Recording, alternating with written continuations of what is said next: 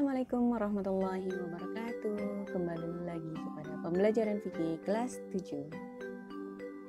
Kepada saya, Umi Kalsum channel, like and comment ditunggu serta subscribe kalian ya.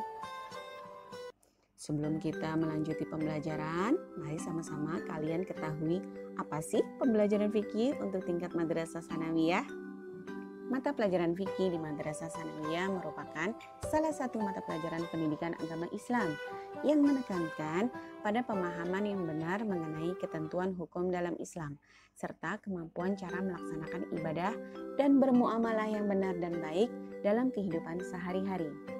Adapun tujuan dari mata pelajaran fikih di tingkat Madrasah Sanawiyah adalah pembelajaran fikih diarahkan untuk mengantarkan kalian dalam memahami pokok-pokok hukum Islam dan tata cara pelaksanaannya agar kalian dapat aplikasikan atau kalian dapat terapkan dalam kehidupan kalian sehari-hari.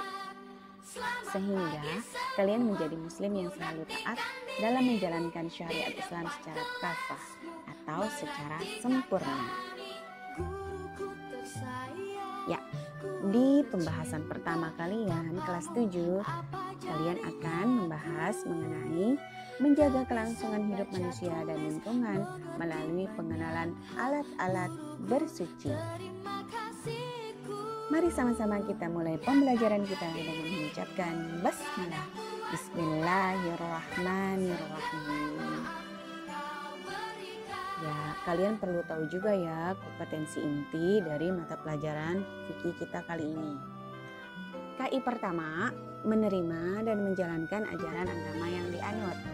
KI kedua, menunjukkan perilaku jujur, disiplin, tanggung jawab, santun, peduli dan percaya diri dalam berinteraksi dengan keluarga, teman, dan guru. KI ketiga, memahami pengetahuan faktual dengan cara mengamati, mendengar, melihat, membaca, dan menanya berdasarkan rasa ingin tahu tentang dirinya, makhluk ciptaan Tuhan dan kegiatannya, dan benda-benda yang dijumpainya dalam kehidupan di luar sekolah ataupun di dalam sekolah. KI keempat, menyajikan pengetahuan faktual dalam bahasa yang jelas dan logis, dalam karya yang estetis, dalam gerakan yang mencerminkan anak sehat, dan dalam tindakan yang mencerminkan akhlak yang mulia. Adapun kompetensi dasar dari pembelajaran kita bab pertama ini adalah menghayati anugerah Allah berupa air dan benda-benda lain yang dapat digunakan sebagai alat bersuci. Menjalankan perilaku bersih sebagai implementasi dari pemahaman tentang alat-alat bersuci. Memahami alat-alat bersuci, dan KD yang terakhir adalah mengomunikasikan penggunaan alat-alat bersuci dari najis dan hadas. Adapun tujuan pembelajaran, setelah mengikuti kegiatan pembelajaran, diharapkan kalian mampu menunjukkan keimanan terhadap sifat Rahman dan Rahimnya Allah Subhanahu wa Ta'ala bagi manusia dan ekosistem lainnya. Membuktikan keimanan terhadap sifat Rahman dan Rahim Allah Subhanahu wa Ta'ala dalam kehidupan sehari-hari melalui penggunaan air untuk bersuci dengan mempertimbangkan kelangsungan hidup manusia dan ekosistem lainnya.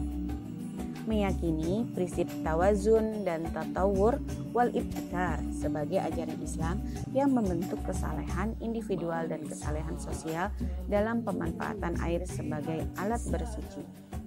Memahami air sebagai alat bersuci, dan terakhir mendemonstrasikan berpikir analogi atau kias sebagai metode untuk menentukan benda-benda selain air sebagai alat bersuci. Bersuci dari najis dan hadas merupakan perintah Allah Subhanahu wa Ta'ala yang harus kita laksanakan. Bersuci juga menjadi syarat yang harus dipenuhi sebelum kalian menjalankan bentuk-bentuk ibadah lainnya, baik yang fardu seperti sholat wajib 5 waktu sehari semalam ataupun sholat sunnah lainnya. Tahukah kalian, kepatuhan kita untuk selalu bersuci sangat besar loh manfaatnya. Bersuci dapat mencegah terjangkit dari berbagai penyakit akut seperti seperti penyakit demam tipes, kolera, hepatitis B, dan polio. Jika mengikuti ketentuan hukum Islam, bersuci dengan menggunakan air secara tepat termasuk menjaga kelangsungan hidup manusia dan ekosistem lingkungan hidup lainnya. Ada kata-kata bijak yang mengatakan, air adalah sumber segala kehidupan. Nah, kata-kata bijak ini harus kita ingat sepanjang masa ya. Penggunaan air secara tepat berarti menjaga kelangsungan ketersediaan air bersih. Berlebih-lebihan dalam bersuci berdampak pada krisis air bersih. Mari kita ingat, ada 3.800 anak sebangsa dan setanah air meninggal sia-sia karena terjangkit berbagai penyakit akut yang disebabkan kekurangan air bersih. Jadi, begitu pentingnya air untuk ekosistem makhluk hidup. Ya, mari kita ketahui lebih dalam lagi apa sih makna dari bersuci. Bersuci dalam bahasa Arab disebut dengan at-thaharah, yang artinya bersih dan suci dari segala jenis kotoran, baik yang tampak, misalnya air kencing atau nanah, atau kotoran manusia, kotoran hewan, dan lain-lain, ataupun kotoran yang tidak tampak oleh mata. Seperti apa? Seperti maksiat dan lain-lain. Sedangkan bersuci secara istilah dalam fikih bermakna bersih dan suci dari najis dan hadas. Nah, bisa nggak kalian membedakan antara dua istilah tersebut, antara bersuci dan membersihkan diri? Sini ada tabel ya. Ada unsur-unsurnya antara bersuci dan membersihkan diri. Unsur yang pertama, menyertakan niat. Pastinya dalam kegiatan bersuci harus disertakan niat. Sedangkan dalam kegiatan membersihkan diri tidak diperlukan niat. Unsur yang kedua, bertujuan untuk membersihkan diri. Dalam kegiatan bersuci dan membersihkan diri, keduanya memiliki tujuan yang sama, yaitu untuk membersihkan diri. Unsur yang ketiga, tata cara diatur oleh syariat Islam melalui ketentuan fikih. Ya, pastinya dalam kegiatan bersuci, tata caranya telah diatur oleh syariat Islam. Sedangkan dalam kegiatan membersihkan diri, tata caranya tidak perlu diatur oleh syariat Islam. Dan unsur yang terakhir, mengikuti pola hidup sehat. Dalam kegiatan bersuci dan kegiatan membersihkan diri, keduanya mengikuti pola hidup sehat. Ya, tujuannya sama, yaitu agar memiliki pola hidup sehat. Itulah perbedaan antara bersuci dan membersihkan diri. Nah, kita sebagai manusia dan makhluk sosial setiap hari selalu membersihkan diri ya. Setidaknya manusia mandi 2 kali dalam sehari semalam, pagi dan sore hari. Sering pula melakukan pembersihan dalam bentuk lainnya, seperti membasuh muka pada saat terkena debu, kaki yang baru saja berjalan di tempat yang becek, dan selesai makan lalu kalian membasuh tangan pastinya. Mari sama-sama kita cari persamaan dan perbedaan antara bersuci dan membersihkan diri. Ya, semua perbuatan membersihkan bukanlah bersuci dalam pengertian fikih. Membersihkan diri mengacu pada kehendak pribadi kita sebagai pelaku, seperti dengan cara membasuh muka berkali-kali karena dirasa ada rasa panas akibat terkena terik matahari. Masih terasa dan banyak debu yang masih menempel. Nah, kalau membersihkan diri, mengacu pada kehendak pribadi kita.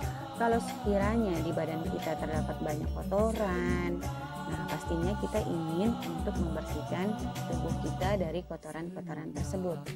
Sedangkan bersuci, tata caranya harus mengacu dan mengikuti ketentuan Allah Subhanahu wa taala melalui Rasulullah Shallallahu alaihi wasallam dan dijelaskan lebih mendalam dan terperinci oleh ulama-ulama fikih.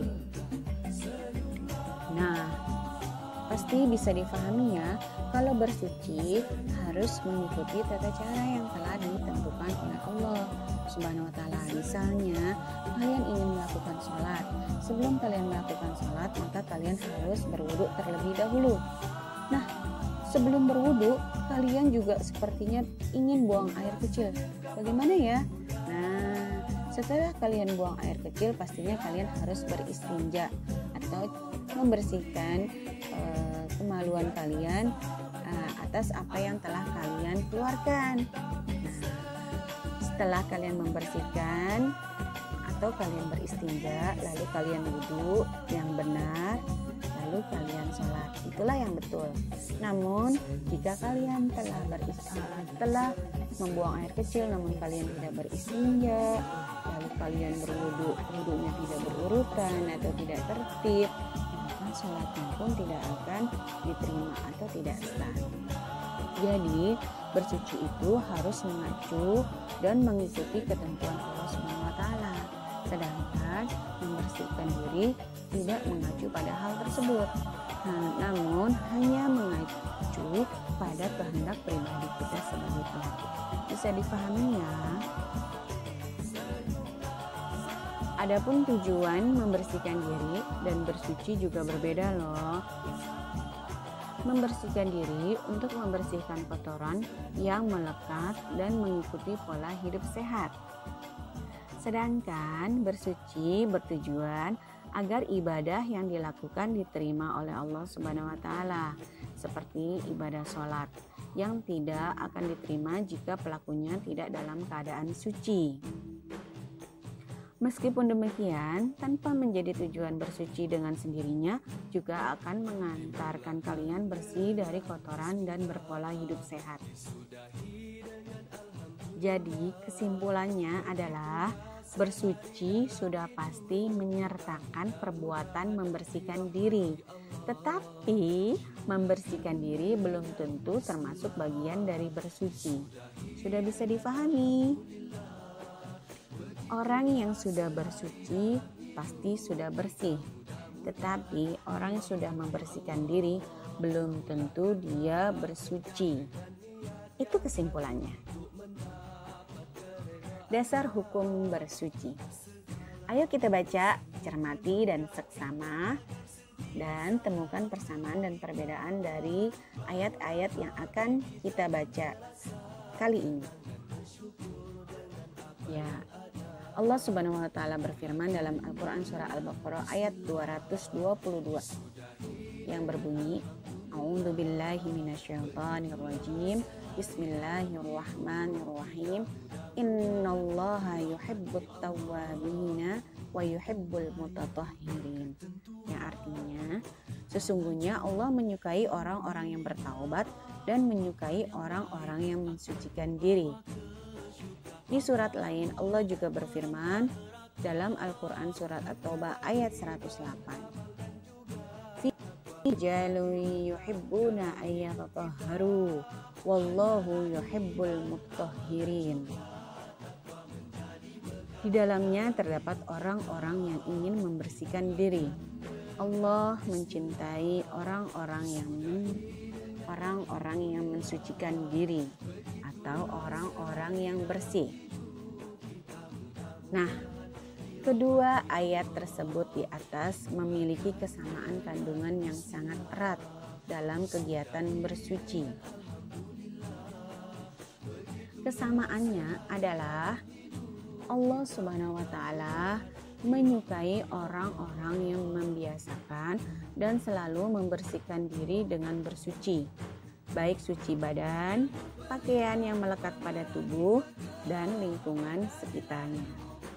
Allah juga memerintahkan agar setiap muslim menjadi contoh yang baik bagi orang lain, baik dalam hal kebersihan yang bersifat zahir maupun kebersihan yang bersifat batin.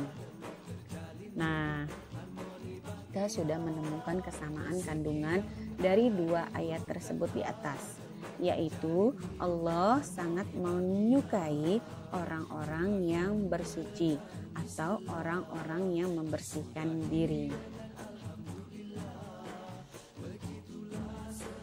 Nah, lalu bisa nggak kita menemukan perbedaannya? Ya, perbedaan pada ayat tersebut di atas adalah kita akan menemukan kedua ayat berisikan tentang perintah bersuci secara umum.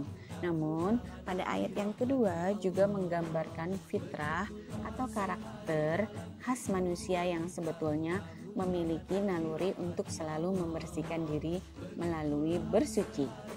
Fitrah inilah yang membedakan manusia dengan makhluk hidup lainnya. Seperti makhluk hidup binatang yang terkadang tidak pernah mandi hingga akhir hayatnya atau sampai matinya hewan tersebut tidak pernah mandi. Nah, bisa difahami? Nah, kalau manusia coba bayangkan kalau selama hidupnya tidak mandi. Jadi perbedaannya pada kedua ayat tersebut di atas adalah pada ayat yang kedua itu lebih menggambarkan fitrah atau karakter khas manusia yang sebetulnya ingin memiliki naluri membersihkan diri melalui cara bersuci. Alhamdulillahirrabbilalamin, selesai sudah pembahasan untuk pertama mengenai toharoh. Mari kita refresh pembelajaran kita hari ini dengan latihan. Ada 5 pertanyaan. Pertanyaan pertama, apakah sebutan bersuci dalam bahasa Arab? Pertanyaan kedua, jelaskan jenis kotoran baik yang tampak mata maupun yang tidak tampak. Pertanyaan ketiga, jelaskan tujuan membersihkan diri dan bersuci. Pertanyaan keempat, tuliskan salah satu dalil Al-Quran yang menjadi dasar toharoh. Dan pertanyaan kelima, jelaskan perbedaan bersuci dan membersihkan diri. Nah, kesemua latihan ini kalian bisa tuliskan kembali di buku latihan fikih kalian beserta jawabannya. Alhamdulillahirrabbilalamin, selesai sudah pembelajaran pertama untuk pelajaran fikih bab pertama di kelas 7. Semangat untuk belajar, menjada wajada. Siapa yang bersungguh-sungguh pasti dia akan dapat. Kecil-kecil si ikan teri sangat banyak di dalam kali. Niatkan belajar sepenuh hati, semoga Allah memberkahi. Sekian dari saya, Umi Kalsum Channel. Jangan lupa like and comment serta subscribe kalian ya. Wassalamualaikum warahmatullahi wabarakatuh.